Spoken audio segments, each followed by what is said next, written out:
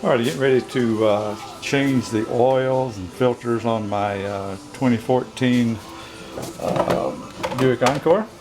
Got the 3.6 engine on it, so just know in case you haven't done this before, you know these.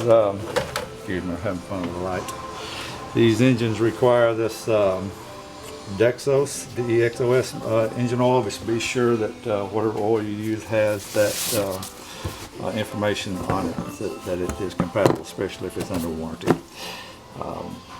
There's a whole nother discussion around whether what it really means and what other than money to GM, but I won't go there for this video. Alright, so the filter on this bad boy is to kind of get your bearing here as to where we are, the front of the car here, and there's the oil input. And so if you just go straight down, you'll see it sitting down there in that little blue bad boy there. So just take that off, put your little oil pan underneath there to catch any oil that may run out. What I use for that is going to be one of these little gizmos that fits onto the filter. I think this one's a 74 to 76 millimeter size, should fit that. Just be sure again before you get started you got oil.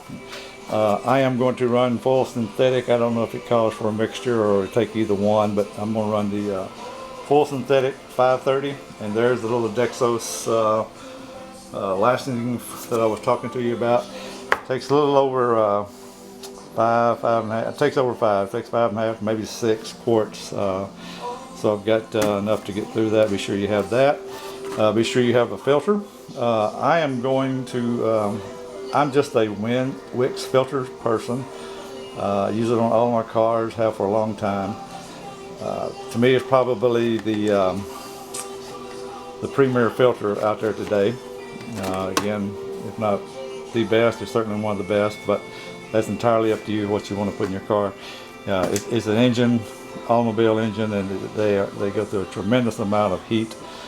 And to me, you know, you're gonna pay a little bit more for the Wix, but compared to the cost of a new engine, it's just cheap insurance.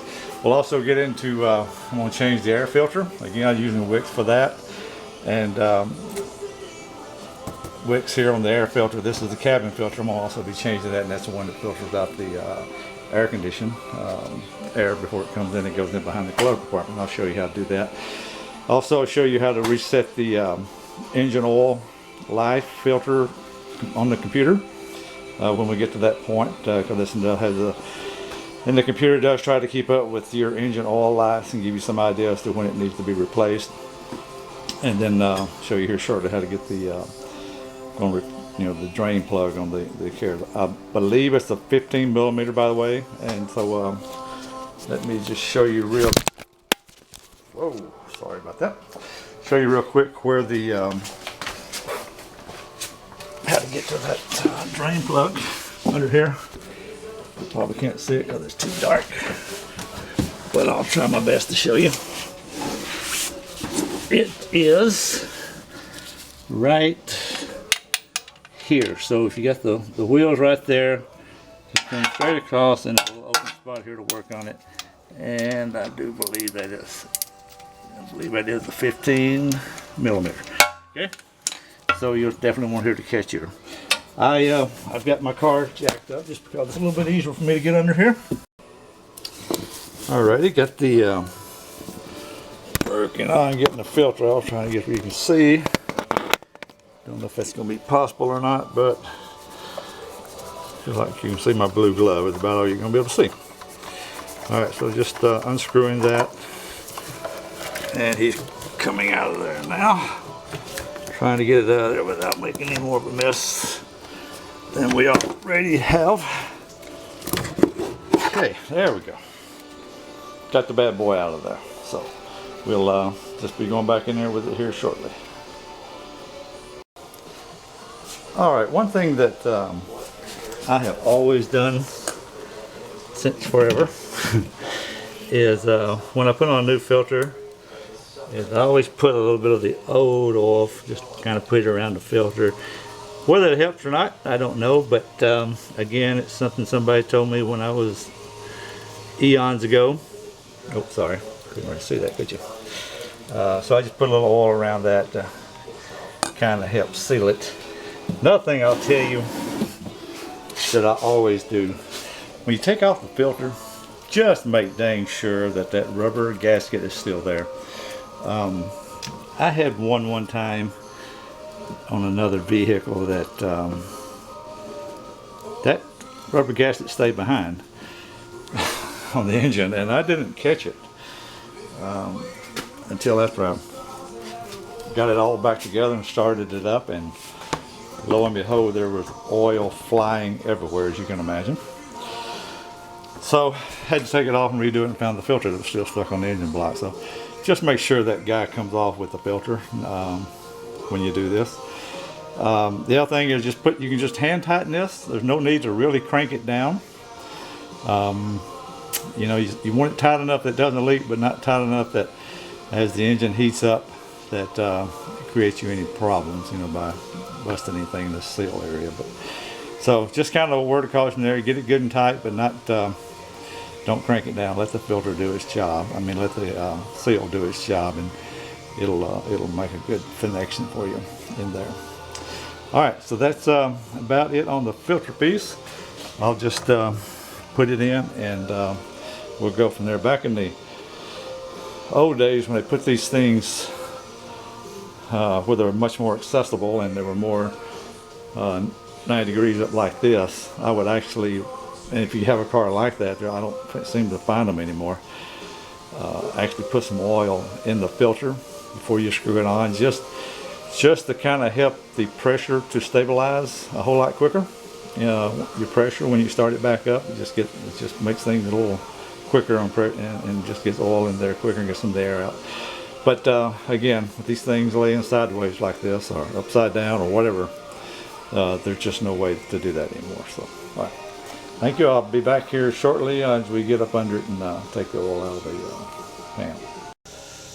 Alrighty, so now got the filter on and getting ready to do the oil pan. You know, what sequence should you do these in? Maybe you want to do drain the oil pan first, because I do believe there is some oil does come out of that filter area. I could be wrong, but just to be safe with that, you may want to just go that direction first. Again, I jacked mine up a little bit just because it's easier for me to get under here. You certainly don't have to do that, but if you do, please use some sort of a jack stand. Just, you know, it's your life. Again, very cheap, don't cost a whole lot. Your life we're talking about under here. So just in case something happens with the jack and it fails, you want something to catch this bad boy. All right, there's one more, and then again, we'll when I get through with it, we'll start filling it up, and then I'll show you how to do those filters and how to reset it. All right, I'm changing the air filter on this thing now, and boy, is it a pain in the you know what to do. Can't believe they went through this much trouble to do this, but anyway, what you got to do is you got to back this screw off so you can get the unit off of that hose. You have to unplug the sensor from the cowling here. Okay, and then this thing has 6 Torx screws in it, and they don't have to come all the way out, but it's extremely difficult to tell when they're out far enough and when they're not. So, you know, that's again just a pain. And then to get it out of here is another holy nightmare. You get these two, don't forget this tube connection slides onto the back side of this thing right here. So you have to pick that up. It's easier to take it out from this direction.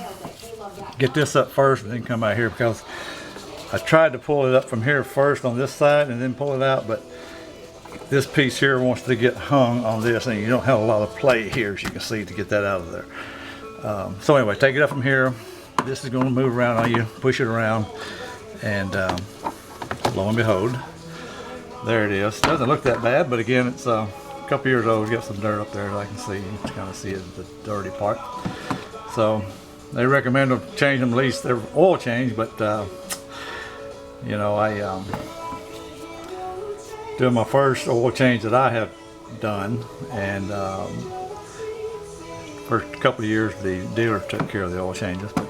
So we're going to replace that. We'll clean all that up in there before we put it back together, and then move on to the cabin filter. Finished up the oil. Takes 6 quarts of oil. Okay, so I think I mentioned it, thought we meant in 5.5. It is 6. So we'll it does take that. So we'll get all that done, replace this, and then we'll move to the cabin filter, and hopefully we'll be done for this go around. All right, got her all put back together. Mass airflow sensor plugged back in. This is all good and tight. Needs to be all good and tight because that needs to create a vacuum through there. So, and that's about it for this part. So we'll move in now and do the cabin air filter. And I will tell you, don't discount the amount of time it takes to do this. This is just like a freaking nightmare for something that should be extremely easy. On my Ford vehicles, I can change this thing in probably 30 seconds without even any kind of a tool. This thing, you got to have a screwdriver, you got to unplug that, and you also got to have a Torx, either screwdriver or something long to get in all these places. And then getting this out of here and back in is just a nightmare because it's just extremely tight fitting. Just no sense in the way they designed it, but neither here nor there. All right, more later. All right, so now we're going to move to the cabin air filter, and it's located here inside your glove compartment. So you just aim it up, get everything out of it, and you see these little guys here. You got 2 of them. All right, so you just turn those counterclockwise, pull them out. That was a little harder to come out of there, but same principle. Those come out, and then this guy will fall down. And what we're looking for is right back there. Now, there's some, see if I can see them, like right here and over here somewhere. There are some little clamps. I mean, some little, like pry things you gotta push up and pull down on, you know, kind of thing to pull this out. And so I'm gonna need both hands for that. So I will be back with you here when I get through with this. All right, I hope you can see up in there, but again, there's a little plastic thing, ear-like thing here you pull on, push down on, and the bottoms push up on. And then this piece here slides out of here. And there's the filter. Whew, this thing is nasty. I had no idea. All right, so then that just will pop out of there. And then you put the new one in. And that's all there is to it. And you put it all back together. All right, well, I hope you've enjoyed this. And if you have any questions, please just let me know. And appreciate your time. Thank you. All right, now that was left to do was to reset the oil live button. So, and what you do is you hit this little, I guess that's like a car and eye information thing. And then what you're looking for up here is for the oil light, and unfortunately I've already reset it, but anyway, I'll show you how I did it. So you just toggle through until you come to the one that says oil life remaining, and mine had like 13% or something like that. And so then to reset it, all you got to do then is to push this little check button and hold that in for 3 or 5 seconds, and it'll reset. So you do that with the key on and engine off, and then that's all you got left to do. So I appreciate you watching. I hope it was informative to you. And again, like I said, if you have any questions, let me know, and I'll get back with you as quick as possible. Thank you very much.